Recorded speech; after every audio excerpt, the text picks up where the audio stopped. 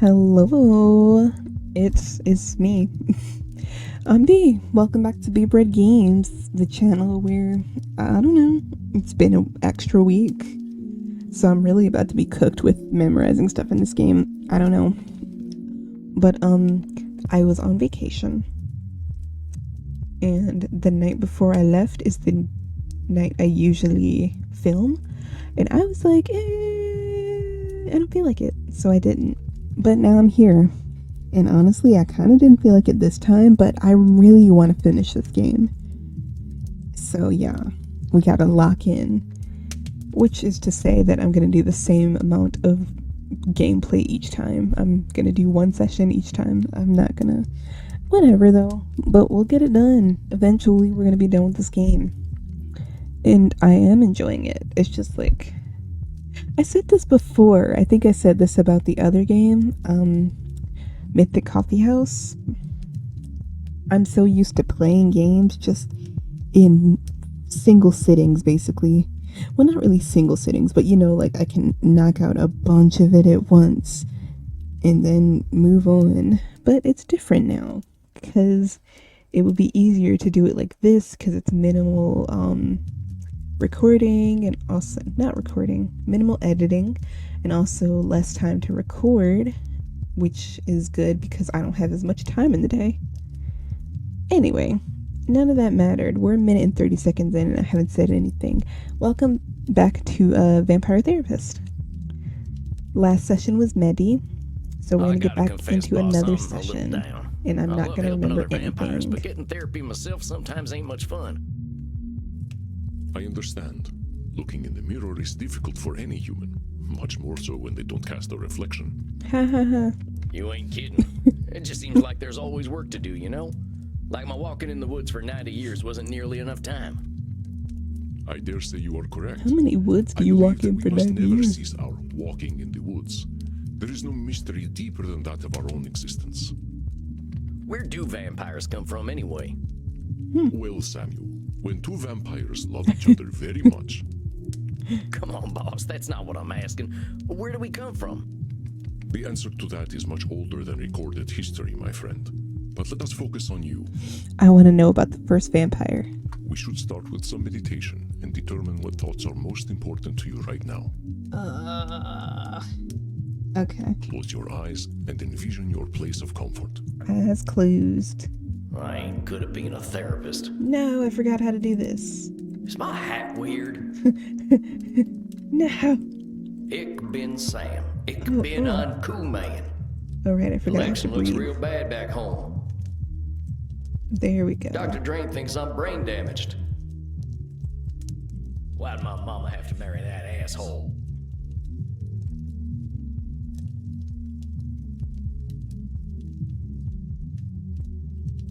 Hey guys, I'm cooked. When's the sunrise? Breathe in. Breathe out. The Senora hates my guts. Well, yeah, but she hates everybody wish you were good, still so that ain't got here, nothing on you. Actors need help, that's for dang sure. Wish I had more book smarts. Ich bin Sam. Ich bin auch Bet he Mann. scares the heck out of me. Ah, breathe in. You're an idiot, Sam. Hurting old You're little not an folk. idiot. Why'd I join up with a gang in the first place? Oh Lord, they come so quickly. Maddie scares the heck out of me. Yeah. Who's Jeb? Wait. That's a little lore drop. Who's Jeb? Get out of here. Get out of here, thought. Acknowledge it. Why won't you acknowledge the thought? Breathe in. Breathe out. There How you are go. you feeling, my friend? Pretty good. I gotta say, my head's been a mess of thoughts lately. I think I was afraid of therapy today. Why is that, my friend? What thoughts came up? Something about Jeb. Well, after last time, I think I was stewing a bit. Just being real angry at myself for joining that nasty cult in the first place. They preyed on the vulnerable, as cults tend to do. If you had been a man of means with a robust support system, I doubt they would have noticed you. Yeah, I know. And honestly, I'm mad about that too. I mean, my country did me real wrong and put me in that sorry state to begin with. This sounds like a proverbial can of worms. Worms. Yeah, you could definitely say that. After we talked last time, I kept thinking, what could I have done differently? And the answer amounts to horse shit. All that law breaking I did, all that murdering and stealing and doing no good, that was my country failing me. Let us slow down, Samuel. You are making a bit of a logical leap. I have great admiration and empathy for you, my friend, but it is disrespectful to those you hurt to blame anyone but yourself. I mean, I guess I could have died. Suppose that would have been kinder. But that's a lot to ask a boy to do. I am not suggesting that you should have died, and I do not suggest that your country was without fault. However, your country had its role, and you had yours. You are using a cognitive distortion called blaming. When we engage in blaming, we ignore or wipe away our own faults, attributing them to someone or something else. Mm-hmm. Our faults are precious, Samuel. We cannot be ourselves without them. Do not wipe them away. I mean, I just wish things hadn't been the way they were. Lord, if my another one country to had taken a better memorize. trail, maybe I would have turned out different. Well, America's gonna always suck. You gotta work with it. Differently. I am sorry to interrupt, but Senora Deste might correct you less gently. I'm gonna say different. Okay, it's dialect. Now then, perhaps it would help to put blaming into perspective. It is always humbling to see ourselves in the mirrors of our minds, is it not? Let's try some examples. See if you can tell when I am blaming. I turned into a bat the other day and flew right into a tree. Who put that tree there? Yeah. Blaming someone else or the tree for you being clumsy, that ain't gonna do anyone much good. I smacked into my fair share of trees back when I was a youngster, but that was definitely my fault. Of course, there is no shame in being a novice flyer as a young vampire, but we can be insecure creatures. That's our humanity at work. I was unable to perform in bed with Crimson the other night. It must have been her fault. Crazy. I didn't need to know anything about that, Andy. Dang, that is some blaming. Takes two to tango, boss. Maybe there's some bad blood brewing between you two. No matter Man, how I wish I proverbial, hadn't you heard got me about all it. in your business. Do not worry, my friend. Hey, Crimson and I not bring my each other business. great satisfaction. All right, I get it. I said nothing lurid, Samuel. Why are you so I distressed? just don't want to talk about it. Singing great satisfaction. Yeah. It's like hearing your parents talking about their sex lives. I mean, not that you're. I mean, I'll forget I said anything. I mean, All right, Samuel, let us move on. you're basically my dad, Andy. The interface on this widely used new vampire dating app is so modern. How do they expect anyone to use this cursed thing? Come on now, boss. Not every app out there is designed too good, but we can't expect machines to run themselves. Well, that's some blaming right there. You are correct, Samuel. It was only hypothetical, of course. I do endeavor to keep up with the times. Oh, period. Me too. I'm always keeping up with the times. By the way, thank you again for teaching me Control V and Control C the other night. What a delightful trick. I know, right? Oh, yeah. Way faster than going through the edit menu all the time. Yeah, literally. You youngsters always find the latest tricks. Let's keep going, though. The latest tricks, and it's like common classic computer literacy. Did you see the football game the other night? My preferred team played with great skill and should have won. The referee was clearly an agent of the Dark Lord. And now hold on, Andy. I think I saw the game you're talking about, and you're just blaming the ref for your team's mistakes. You got a great tight end, but one that plays a little dirty. Excuse me? I didn't mean it like that. Oh, heck, I can't talk right today. The tight end is crazy. It's quite all right. Isn't getting dirty the point of play? Ooh. It is the fault of the cursed sun that we must live in darkness. Well, no. Well, the sun can't help being the sun, so don't go blaming it.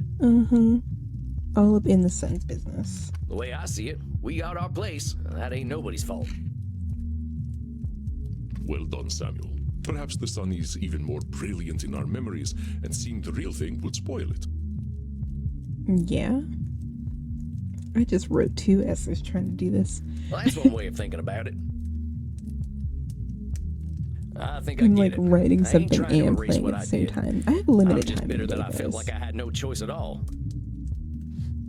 And it all goes back to the United States taking my daddy away for their manifest destiny.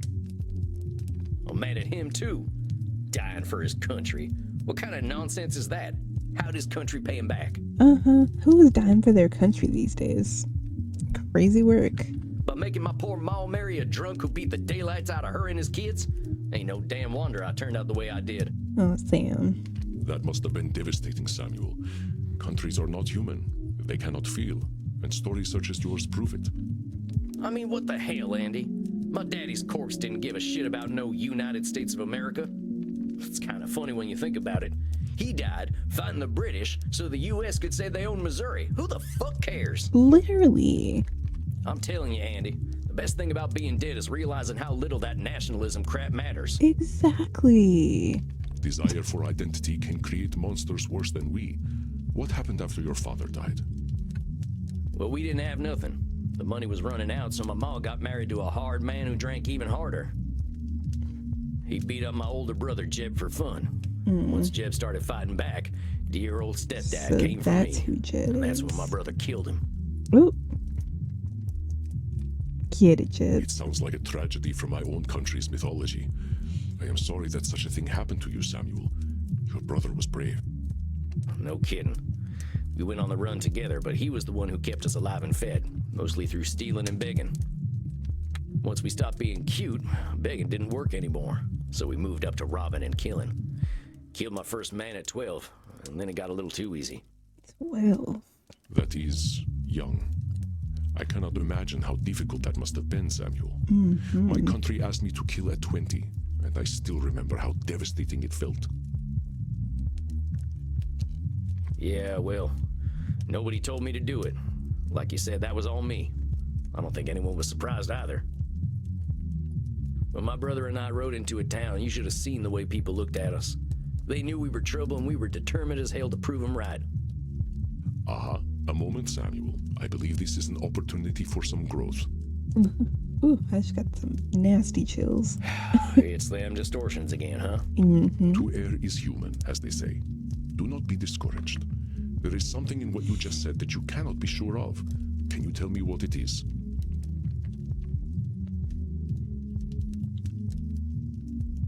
I guess there ain't no way of knowing that people thought we were trouble. That's right, Samuel. There is one way of knowing exactly what they were thinking, and that would be to read their minds. And you couldn't do that back then. Thus is the cognitive distortion called mind reading. Yes, we can weigh evidence and make predictions, but never with complete certainty. I was a dirty little thieving murderer. I don't blame him for judging me. Hey, brother, you're labeling. First, that's labeling. Second, one of those people might have been patient and gentle, one that had an experience like yours. You cannot know. With your mind reading, do you see how you made everyone your enemy? Yeah, you're right. You're damn right.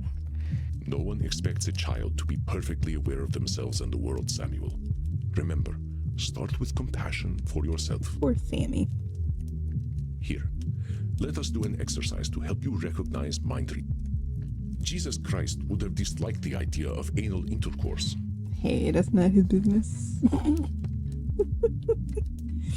That's so funny. We don't know what he liked. I know that's mind reading right there. Unless you asked Jesus Christ himself and he told you, there's no way you'd know how he feels about butt sex. Very good, Samuel. Many in my time have claimed to know the mind of Jesus Christ, and none of them have ever even met him. You were there when he was kicking around. You ever meet him? No, that part of the world was never really vampire-friendly. The chair you're sitting in is one of his, though. Magnificent, isn't it? Oh, nice. Jesus Christ made this chair? Mary's son made that chair, the carpenter. I bought it cheaply before he became a big deal.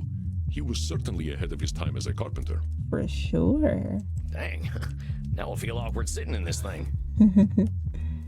It's more than 2,000 years old, Samuel. It is still just a chair, and it's experienced millennia of past wind. Don't worry about it. Not the farts. Crimson is upset with me because I forgot to take out the garbage. I know, because she told me so. That's not mind reading. She I told sent you. my friend Vlad an internet message, and he left it on red.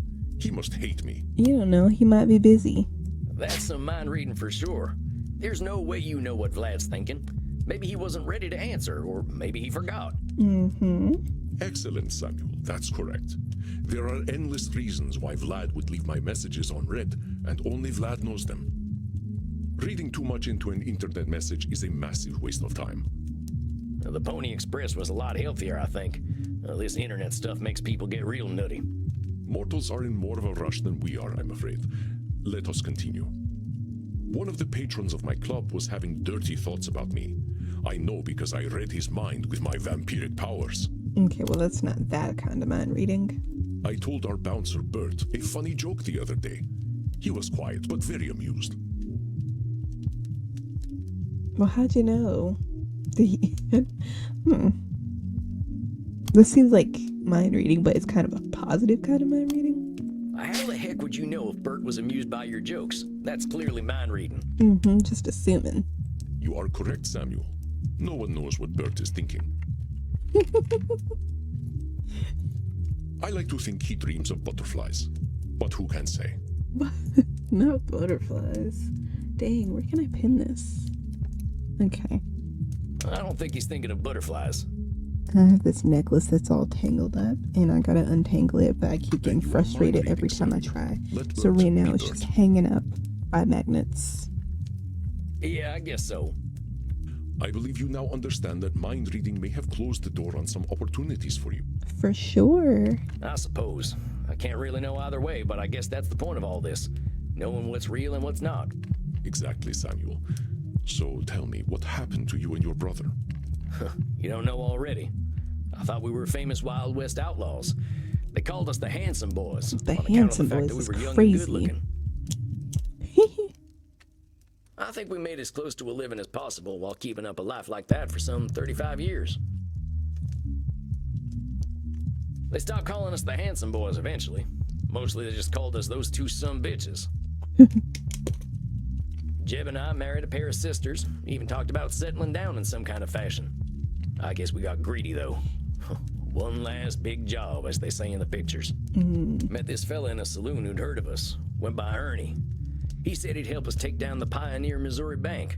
A take of $30,000, split 3 ways. That's about $1 million in today's dollars, but that kind of money was unthinkable back when. We got the money all right, but my brother got shot in the head. Dead before he even hit the ground. I didn't know who did it, so in my rage, I killed every soul in that bank. Ernie and I ran off with that dirty money, but weren't nothing the same after that. When she heard the news, my sister-in-law was screaming so loud she scared the coyotes away. My wife left with her that night, and I didn't see either of them ever again. Not sure I wanted to. I had $15,000 and no interest in spending it. Just sat there in a sack. When Ernie invited me to join his gang, I saw no reason not to. Shoot, you could have just used the money and bought a house somewhere. Got out I'm of pretty sure I town. signed that devil's contract as soon as I started killing them folks in the bank. I am sorry, Samuel. That is a truly horrifying story. I can hear the pain in your voice. Your brother was precious to you. Yeah. He wasn't a good man, Andy. But he kept me safe. Without him, I knew I'd be doomed. I was certain I had no choice but to join the Mystic Bastards. Yeah, I know. Cognitive distortion. I know you know, Samuel. A new one, but I think you can identify it on your own. What is the cognitive distortion you are displaying now?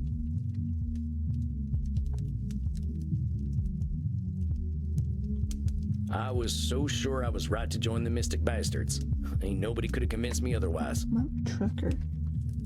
Indeed, Samuel. This cognitive distortion is known as being always right. And when you are always right, your choices are limited, even if they lead to doom. We become so convinced that only we have the appropriate perspective, even in a world of infinite possibilities.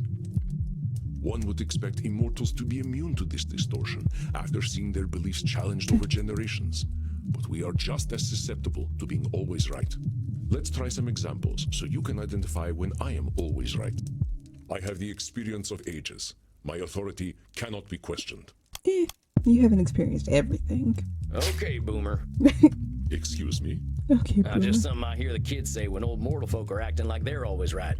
The folks born after World War II are real good at destroying the world, but they assume age leads to wisdom. It ain't necessarily so. Mm-hmm. You are always right about that. Well done, Samuel.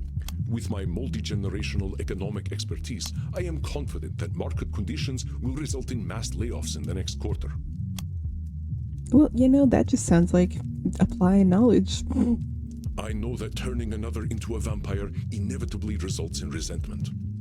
Maybe not. There might be somebody that's happy about it. I don't know, though. That sounds like you're always right. I know a lot of us vampires ain't too happy with our lot in life, but we ain't always resentful. That is correct, Samuel. Of course, we must be careful when choosing whom we turn and when. Choosing to live forever is not a choice casually made. It ain't usually a choice at all. But we will endeavor to break that cycle, my friend. We have enough clients already without having more resentful immortals running around. Let us continue. I know for a fact that vampires become misanthropic as they age. I do not need your perspective.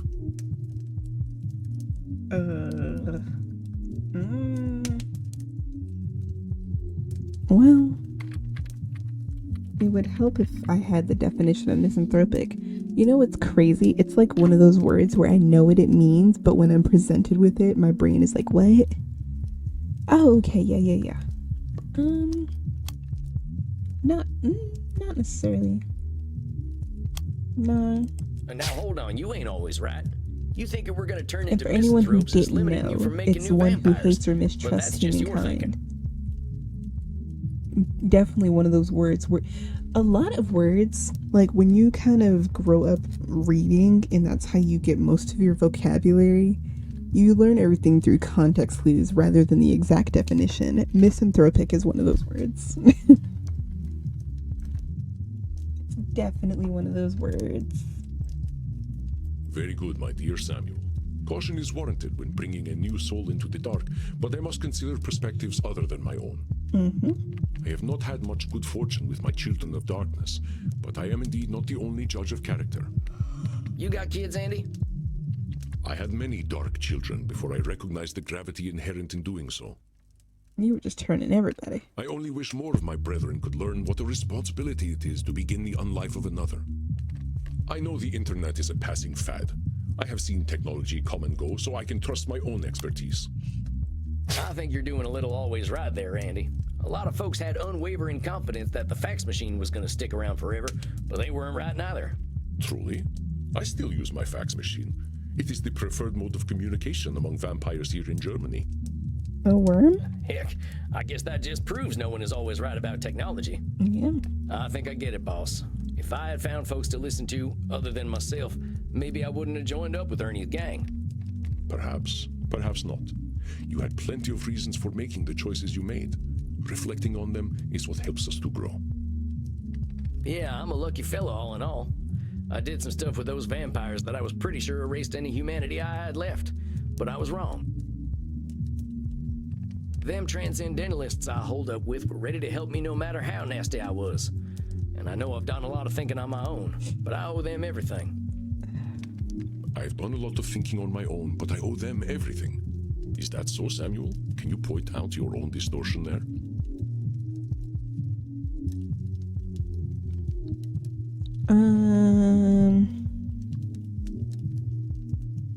Is that disqualifies in the positive? It's my old favorite sneaking up on me, disqualifying the positive. I did plenty of work on myself. That's right, Samuel. And why were the transcendentalists able to help you? We just went over it tonight. Ouch. I wasn't assuming they thought I was scum, which would have been mind reading. I'll let them help me. Excellent, Samuel. Your capacity for self-reflection You did such a and good so job. A quickly pat pat. is truly inspiring. I almost feel as though my blood I think I is have the circulating on its own. cursor turned off, but I just pat his little cowboy hat. with the cursor. Oh, come on, Andy. I'm just a fella. You have earned a reprieve from disqualifying the positive, my friend. Embrace it. I believe we have had a productive session today. Let us not press matters. This is difficult work, and you are handling it wonderfully. How do you feel? You know, I feel okay. Somehow it's better than feeling good. What happened is what happened. Some bad stuff happened to me, and I did some bad stuff. And none of it lasts forever. That's the nice thing about having all the time in the world. Your trials have made you wise indeed, my dear Samuel. Dear Sammy. Now rest, my friend. You shall soon share your wisdom with your clients. I We wish should you a watch good TV night. tonight. Yeah, I believe it's early coffin time for me tonight. Have a good night, Andy. Peace out, Andromachos. Andromachos. You as well, Samuel. Rest in peace. Okay.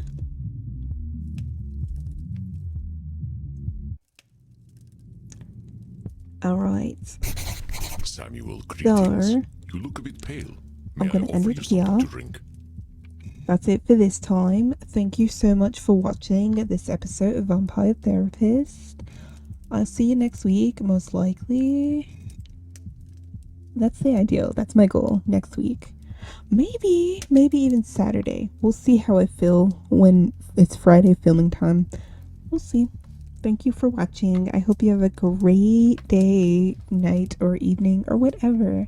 Bye.